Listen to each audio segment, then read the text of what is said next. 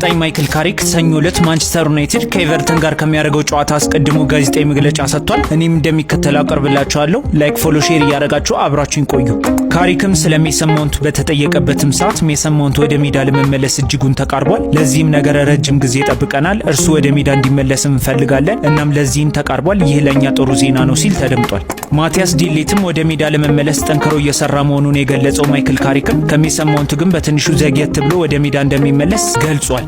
ማይክል ካሪክም ኤቨርተንን እንዴት ማሸነፍ እንደሚችል ተጠይቆ የሰጠው ምላሽ ይህንን ይመስላል። የዴቪድ ሞይስ ቡድኖች ለመጫወት በጣም ከባድ ናቸው። በጣም ጎበዝም አሰልጣኝ አላቸው። ካለው ልምድና በዚህ ሊግ ስኬታማ ለመሆን ምን እንደሚያስፈልግ ከማወቁ አንጻር የለኛ አዲስ ፈተና ነው። በጉጉት ከምንጠብቃቸው ጨዋታዎች አንዱ ነው። ለዚህም ጨዋታ ለመዘጋጀት በቂ ጊዜ ያገኘንበት ይመስለኛል። አዲሱ ስታዲየማቸው ላይም እንደምንጫወት አውቃለሁ። ነገር ግን በታሪክ ከተመለከትነው ሁልጊዜ ከባድ ተጋጣሚ መሆናቸውን ያሳያሉ ሲል ተደምጧል።